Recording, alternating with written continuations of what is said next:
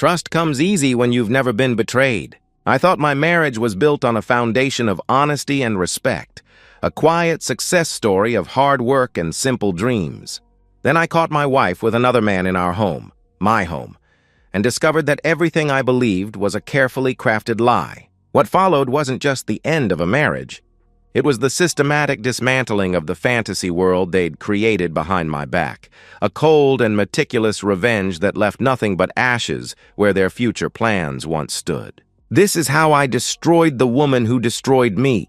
I was never supposed to be anything special, just a factory floor manager at Midwest Auto Parts, where I'd climbed from assembly line grunt to running 40 men on the production floor. 15 years of showing up early, staying late, fixing problems no one else wanted to touch. The guys respected me for it. At 36, I made decent money, $68,000 a year. Not mansion money, but enough to own my little 2-bedroom house free and clear, drive a reliable truck, and take care of my wife. My wife. Vanessa Miller became Vanessa Clark 7 years ago after we met at my buddy Dave's 30th birthday. I still remember her laugh cutting through the din of that crowded bar, bright, genuine, impossible to fake. She was wearing a simple black dress, nothing flashy, her dark hair falling just past her shoulders. When our mutual friend introduced us, her eyes lit up in a way that made me forget everyone else in the room. "Ethan Clark," I'd said, extending my hand. "Factory guy?" "Vanessa Miller," she'd replied, taking it. "Retail girl." She managed the accessories department at Macy's, scarves, handbags, jewelry. We found common ground immediately, both of us working people, both of us terrible at karaoke but willing to make fools of ourselves anyway. Both of us obsessed with old black and white detective movies where men wore hats and women were either angels or trouble. Our courtship was nothing extraordinary. Italian dinners at Vincenzo's where the checkered tablecloths had seen better days. Saturday afternoons walking through Riverside Park, her hand in mine, talking about someday. Late nights on my couch watching Bogart and Bacall, her head on my shoulder, the weight of it feeling right in a way I couldn't explain. 2 years later, we stood before a justice of the peace with 20 friends watching. I promised to love and cherish her until death. She promised the same. We spent a week in a cabin in the Smoky Mountains, disconnected from the world, connected to each other in ways that felt permanent and true. The first 2 years of marriage, Vanessa kept working at Macy's. Then one night over dinner, she brought it up. "I've been thinking, Ethan, what if I quit? Focus on making our home perfect? Maybe start thinking about kids?" She'd looked nervous, like I might say no. I didn't hesitate. "If that's what you want, Van, my pay covers the bills. The house is paid for. We're good," I assured her. The relief in her eyes made me feel 10 feet tall, like I'd done something right, being able to support her. The next 3 years were solid, comfortable, if not exciting. Coming home to the smell of dinner cooking. The house always clean. Movie nights where she'd curl against me like a cat. Sunday morning breakfasts with bacon perfectly crisp. Eggs exactly how I like them. The small rituals of a marriage that works. We talked about kids when the time was right. We planned a deck for the backyard next summer. We were building something steady, something that would last. That's who Vanessa was then, warm, appreciative, present. She looked at me like I mattered. Touched my arm when she walked past, left little notes in my lunchbox. 1,000 small gestures that said, "I see you. I chose you." I'm glad I did. That version of Vanessa died 3 months ago at a barbecue, and I didn't even know it until it was too late. I should have noticed the warning signs earlier, but I was working 12-hour shifts, trusting my wife, believing in our vows. I was a fool. It started with a neighborhood barbecue. Sandra Thompson, a friendly woman in her 50s who lived 3 houses down, widowed, always bringing us cookies at Christmas, invited Vanessa over one Saturday afternoon in June. "Just the neighborhood wives," Sandra had explained when she'd caught me mowing the lawn. "Nothing fancy. Some wine, some gossip. You know how it is." I didn't think twice about it. Vanessa needed friends. She'd lost touch with most of hers after quitting Macy's. I kissed her goodbye that afternoon, planned to catch the baseball game, maybe order a pizza. When she came home that evening, something was different. Her eyes had a faraway look. Her movements were distracted, like her mind was elsewhere. "Good time?" I asked, glancing up from the TV. Hmm? Oh, yeah, she answered, setting her purse down, checking her phone. Sandra's friend Christine was there. She lives in Oakwood Heights. Oakwood Heights, the development across town where homes started at $500,000, where doctors and lawyers lived. You should have seen her house, Ethan, Vanessa continued, scrolling through her phone. She showed us pictures. Marble everything, a pool. Walk-in closets bigger than our bedroom, I laughed it off. Good for her. I hope her husband enjoys those 60-hour work weeks paying for it, I joked. Vanessa didn't laugh back, just kept scrolling. Over the next few weeks, small changes accumulated. Vanessa spent hours online showing me images of kitchen renovations with granite countertops, custom cabinetry. We could do something like this, she'd say, eyes bright with something I couldn't name. That's a $40,000 kitchen, Van. Not in the budget, I reminded her. Her face would fall. Other husbands manage to provide these things, she'd retort, voice edged with accusation. The complaints started small, then multiplied. Our furniture was outdated. Our house was embarrassing. Our life was going nowhere. I tried reasoning with her. We had no debt, owned our home outright, had savings, lived comfortably within our means. Comfortable isn't enough anymore, she'd reply, turning back to her phone, scrolling through Instagram posts of women in infinity pools, holding designer bags that cost more than my monthly salary. The physical distance grew in parallel with the emotional. Vanessa stopped initiating affection. When I'd reach for her at night, she'd pull away. I'm not in the mood, she'd mutter, turning her back to me. Our Friday movie nights ended. Sunday breakfasts became silent, perfunctory. Conversations withered into logistics about bills and groceries. I felt it in my gut. That knot that forms when something vital is slipping away. I tried everything I could think of. Planned date nights she'd cancel at the last minute. Bought flowers she'd barely acknowledge. Suggested couples counseling. We don't need therapy, Ethan, she'd snapped. We need money. The woman I'd married was vanishing, replaced by someone bitter, resentful, fixated on wealth and status I couldn't provide. I lay awake nights, wondering what I'd done wrong. Could I have worked harder? Made more money? Been more ambitious? The questions circled like vultures. Then came a Tuesday evening when I got home earlier than usual. Vanessa was on the phone in the kitchen, her voice animated, bright, a tone I hadn't heard directed at me in weeks. The moment she saw me, she went silent, hung up quickly. Who was that? I asked, setting down my lunchbox. Just Sandra, she said too quickly. Talking about book club. Vanessa had never mentioned a book club before. I didn't believe her. But I didn't have proof. Not yet. 3 weeks after the distance began, Vanessa told me she was going out with the girls for dinner. She dressed differently than usual, makeup perfect, dressed tight across her hips, heels higher than she typically wore for casual outings. I watched her apply an extra coat of mascara, spray perfume at her wrists and neck. Have fun, I said, watching her grab her purse. She kissed my cheek, a reflex with no feeling behind it. Love you, she murmured distractedly. I watched her pull out of the driveway, and for the first time in our marriage, I felt genuine suspicion coil in my gut like a snake. She came home at 1 a.m. that night, makeup smudged, claiming they'd lost track of time. I pretended to believe her. But the next morning, I made a phone call that would change everything. The morning after Vanessa's suspicious night out, I waited until she left for her weekly grocery run. Then I logged into our shared phone account, something I'd never felt the need to check before.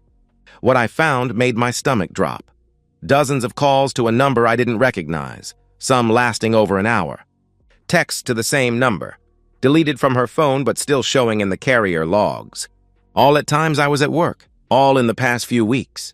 I sat at our kitchen table, staring at the screen, a cold sweat breaking across my forehead. I felt sick but needed more.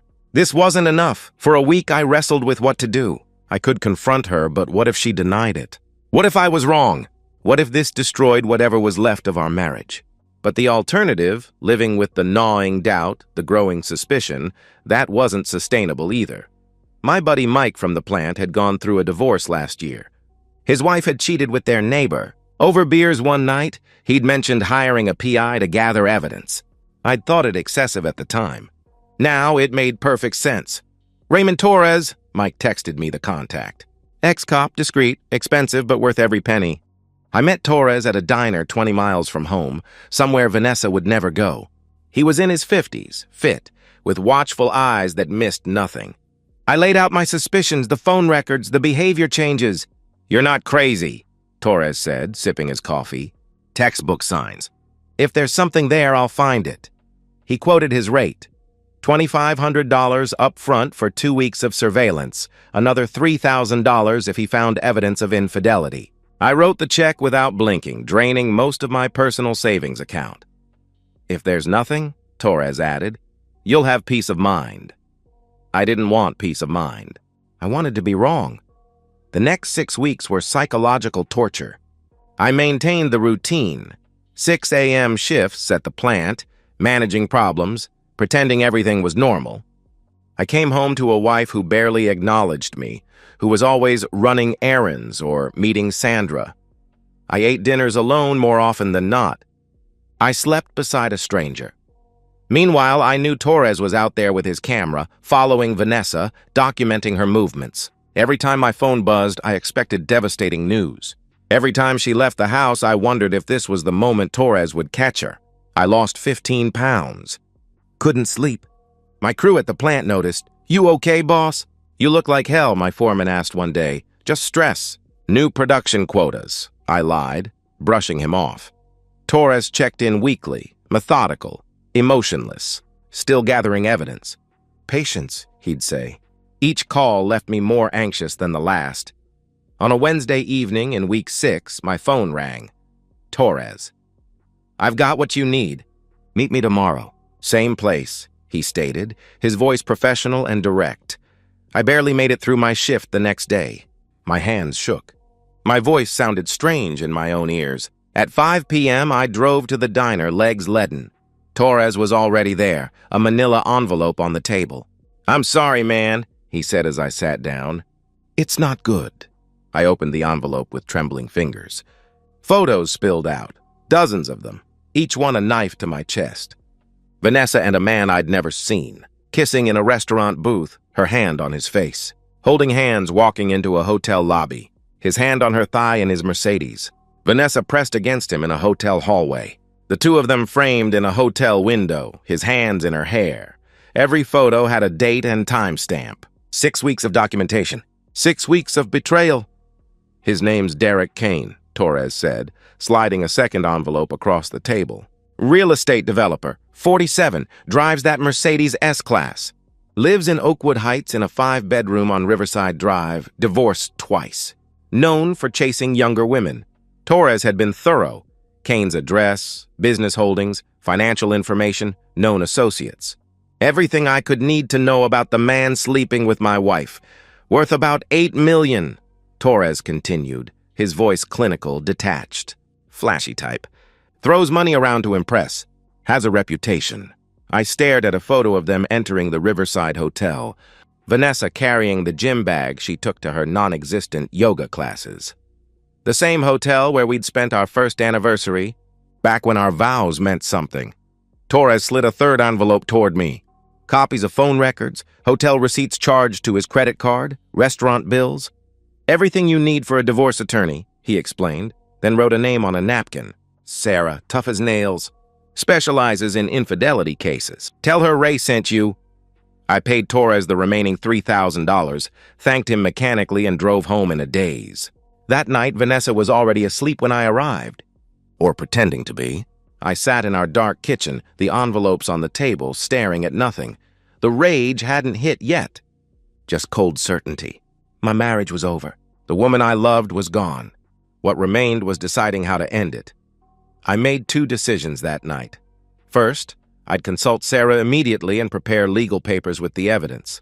Second, I wouldn't confront Vanessa until I was ready, until I had control of the situation, the house secured, the papers filed. I'd let her think she was getting away with it. And when the time came, I'd destroy her world the way she'd destroyed mine. I spent the next 3 weeks playing the oblivious husband. I smiled. I was polite. And every night I worked with my lawyer to build an airtight case. Vanessa had no idea what was coming. The 3 weeks between receiving Torres's evidence and the confrontation were the strangest of my life. I lived in two realities: the facade I maintained at home and the cold preparation happening behind the scenes.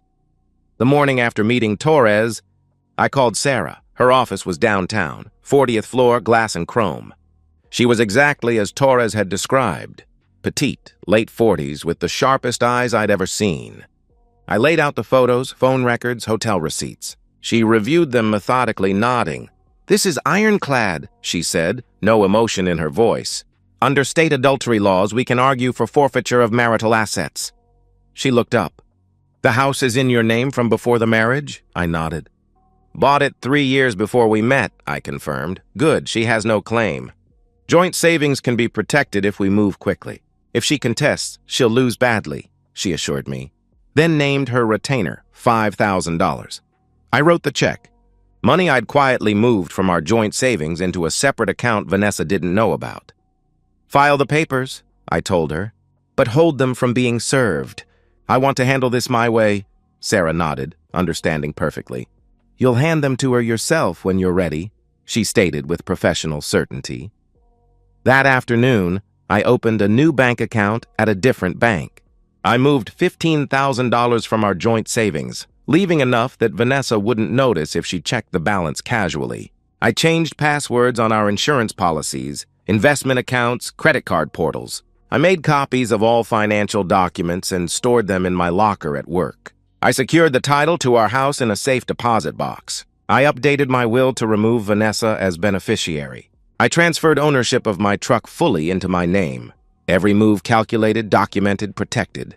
The emotional devastation transformed into logistical problems to solve, a checklist to complete before the hammer fell. At home, I played my role with a detachment that surprised me. I was cordial but distant, matching the energy Vanessa had been giving me for months. She barely noticed the difference. She was too busy with her secret life, sneaking phone calls in the bathroom, texting under the table during our infrequent dinners together, making excuses to go out. I watched it all with dead eyes, knowing exactly where she was going, who she was meeting, what lies she was telling. The pain had calcified into something hard and cold at the center of my chest. The most gutting moment came on a Thursday evening. Vanessa told me she was going to yoga class, a new hobby she'd supposedly taken up. I knew from Torres's surveillance schedule that Thursdays were when she typically met Kane at the Riverside Hotel. I sat at the kitchen table, watching her pack her gym bag, yoga mat poking out the top, water bottle, towel, all for show. "Have a good class," I said, my voice perfectly neutral. She kissed my cheek, a reflex, meaningless. "Love you," she said, already halfway out the door. 2 hours later, Torres sent me a photo update. Vanessa and Kane entering the Riverside Hotel, her gym bag still slung over her shoulder. I sat on the couch, staring at my phone, feeling absolutely nothing. The final piece fell into place the following Tuesday. I arranged my work schedule to ensure I'd have Friday off, told my supervisor I needed a personal day, didn't explain further. My plan was precise. Vanessa typically texted Kane around 4 p.m. on Fridays to coordinate evening meetups. If I came home unexpectedly around 6 p.m., there was a strong chance I'd catch them together, either mid-conversation or, if timing worked in my favor, at the house. I didn't tell Vanessa about the day off. She assumed I'd be at work until 7 p.m. as usual. Perfect. The night before the confrontation, I lay in bed beside my wife, staring at the ceiling. Vanessa was scrolling on her phone, back turned to me. 5 years of marriage ending in hours, and the person responsible was lying inches away, oblivious. I thought about our wedding day, the vows we'd made, the future we'd planned. "All of it ash now, Ethan?" Vanessa said suddenly, not turning around. "You okay? You've been quiet lately. Just tired?" I said. "Work's been rough." "Yeah," she replied absently, still looking at her phone. "You should rest more." I closed my eyes. "I will. Soon," I promised, the words hollow with meaning she couldn't understand. I set my alarm for 5 a.m. Friday morning. In 14 hours, my wife's perfect little fantasy would shatter, and I was going to enjoy every second of it. Friday morning arrived with a strange clarity. I woke at 5 a.m., my body tense with anticipation, mind preternaturally focused. I went through my normal routine, coffee, shower, work clothes, then left the house at my usual time. Vanessa was still asleep or pretending to be. I didn't say goodbye. I drove to a diner 20 miles away, ordered breakfast I couldn't taste, killed time flipping through a newspaper without reading a word. At 10 a.m., I checked into a motel room, somewhere to wait to prepare. I laid out clean clothes, dark jeans, a crisp button-down shirt, not my usual work attire. Today wasn't usual. At 4:30 p.m., my phone buzzed. Torres. Subject texted Kane at 4:15. He's heading to your place at 5:30. You want me there? Torres asked in a follow-up message. No. I've got this, I replied. I changed clothes, checked myself in the mirror. My face looked different, harder, older. I drove home slowly, deliberately, arriving at exactly 5:45 p.m. Kane's Mercedes was parked in my driveway, gleaming in the late afternoon sun. My heart pounded against my ribs, but my hands were steady as I unlocked the front door and stepped inside. They were on the couch, not in a compromising position, but close enough that there was no mistaking the intimacy. Vanessa's face went white. Derek Kane looked momentarily startled, then composed himself into smug confidence. "Ethan," Vanessa said, voice high and tight. "Hi, you're home early." I took in the scene with detached precision. Derek in his tailored suit, Rolex glinting on his wrist, salt and pepper hair expertly styled. Taller than me, fitter, radiating the effortless arrogance of old money. Vanessa perched beside him, wearing a dress I'd never seen, makeup perfect, hair styled. They'd been drinking wine, my wine, from crystal glasses we'd received as wedding gifts. "Who is this?" I asked, voice ice cold. Derek stood, extended his hand. "Derek Kane, pleasure to meet you," he said smoothly. I didn't move. Vanessa rose unsteadily, hands fluttering nervously. "Ethan, we need to talk," she began. "Things haven't been good between us lately. And I've met someone who makes me happy." She gestured toward Derek. "I haven't cheated on you, not physically," she lied, the words spilling out too quickly. "But emotionally, I've moved on." "I want a divorce," Derek chimed in, his voice practiced, reasonable. "Look, man, no hard feelings. These things happen. But Vanessa deserves better than what you can give her. She deserves someone who can provide the life she wants," he explained condescendingly. He mentioned his development projects. His new condominium complex implied without saying directly that I was beneath them both, a factory manager while he built million-dollar homes. Vanessa nodded along, adding her rehearsed lines about splitting everything 50-50, staying mature about it, how I'd always been limited in ambition and vision. I let them talk. I let them believe they were in control of this narrative. When they finally ran out of words, I nodded thoughtfully. "Wait here," I said calmly. "I have a gift for both of you before you go." I walked upstairs to our bedroom, soon to be just mine. From the closet shelf, I retrieved my licensed 9mm handgun, secured it in its holster, and tucked it into my waistband, visible but not threatening. Then I gathered 2 manila envelopes from the bedside drawer and returned downstairs. Derek saw the gun first. His confidence evaporated instantly, eyes widening. Vanessa noticed his reaction, followed his gaze, and gasped. "Ethan, what are you—" she stammered, fear replacing her earlier confidence. "Sit down," I commanded, my voice dropping to deadly calm. They both sank onto the couch. I dropped the first envelope on the coffee table. Photos spilled out. Every hotel visit, every kiss, every intimate moment captured by Torres's camera. Dozens of images spanning 6 weeks. Vanessa's face crumbled as she saw them. "How did you—" she began, voice trembling. "Private investigator," I said flatly. 6 weeks of surveillance. Every lie documented. Every hotel visit. Every yoga class. Every girls' night. Derek shifted uncomfortably, clearing his throat. "Listen, Clark," he attempted. "Shut up," I cut him off. "You don't speak in my house." I dropped the second envelope beside the first. "Divorce papers, filed under adultery statutes, asset forfeiture clauses highlighted in yellow. My lawyer says with this evidence you get nothing," I said, looking directly at Vanessa. "No house. No savings. No alimony. Nothing. Vanessa broke down sobbing, mascara running down her cheeks. "Ethan, please. We can talk about this." It was a mistake. "I'll end it with Derek. I can change. I still love you," she pleaded desperately. Derek stood, straightening his jacket. "I think I should leave," he announced, trying to regain his composure. "Sit down," I ordered. He remained standing.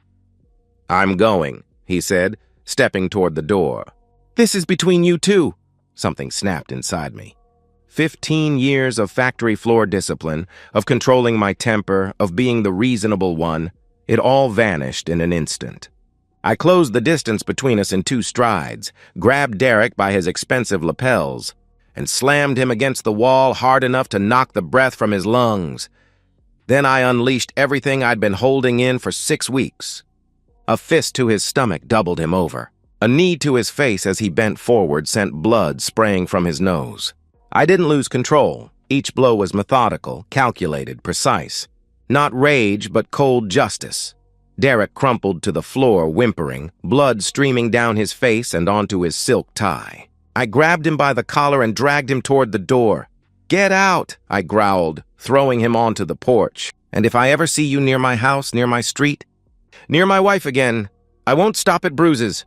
Derek crawled to his car, fumbling with his keys. Blood dripping onto his leather seats as he started the engine and peeled away. I turned back to Vanessa, who stood frozen in the living room, her face a mask of shock and terror. "You have 10 minutes to grab whatever you can carry," I stated coldly. "Then you're out." Vanessa began to sob, falling to her knees. "Ethan, please, don't do this. I'll end it with Derek. I'll change. I love you." "It was just a stupid mistake," she begged through tears. 9 minutes. 30 seconds, I replied, checking my watch. She ran upstairs, frantically throwing things into suitcases, crying loudly enough that I could hear her through the ceiling. 8 minutes later, she appeared at the top of the stairs with 2 overstuffed suitcases, tears streaming, still pleading for mercy. I opened the front door. "Time's up." "Get out," I ordered without emotion. As she walked past me, defeated, I added, "Don't contest the divorce. You'll only waste money on a lawyer. The evidence is solid. You won't win." Vanessa collapsed beside her car, sobbing uncontrollably. I closed the door, locked it. Inside, I sat on the couch, head in my hands, breathing steady. It was over. I didn't sleep that night. I sat in the dark, replaying everything, feeling nothing. The next morning, I called my lawyer and said 2 words. "Serve her." 60 days later, the divorce was finalized. The photographic evidence made it an open and shut case. Vanessa's court-appointed attorney advised her not to contest. It would be throwing good money after bad. I kept the house, the savings, everything we'd built together. Vanessa walked away with nothing but the clothes she'd packed that night. Derek Kane never pressed charges for the assault. He was too terrified, too humiliated. Word spread through. His business circles about what happened, the affair exposed, the beating, his retreat. His reputation suffered. Investors questioned his judgment. 2 months later, he relocated to Arizona, telling associates it was for new opportunities. In reality, he was running from me. Vanessa tried finding refuge with her parents, Robert and Susan Miller. But I'd called them the night of the confrontation, sent them copies of the photos, explained everything in detail. When Vanessa arrived with her suitcases, her father opened the door just wide enough to deliver his judgment. "You're not welcome here. You destroyed your marriage. Figure it out on your own," he stated firmly before closing the door in her face. She ended up in a rundown efficiency apartment across town, waiting tables at a diner, barely making rent. She tried reaching out to me once, a text message full of apologies and regrets. I blocked her number immediately. She tried Derek. No response. She was alone. 6 months after the confrontation, I sat on my back porch with a beer watching the sunset. My phone buzzed. A text from Lisa, a woman I'd been dating for a few weeks, a coworker's sister. "Dinner this weekend?" the message read. "Sounds perfect," I typed back with a genuine smile. I scrolled through my contacts, found Vanessa's name, and deleted it. I didn't need it anymore. The house was quiet, peaceful. My life was my own again. In the end, I didn't just survive betrayal. I destroyed it, rebuilt myself, and moved forward. The past is ash. The future is mine. And that's the end of today's story. If you enjoyed it, please give this video a thumbs up and drop a comment below. Your support helps the algorithm push my content further. If you're new to the channel, don't forget to hit that subscribe button. It really helps me keep creating more stories for you. Thanks for watching, and I'll see you in the next one.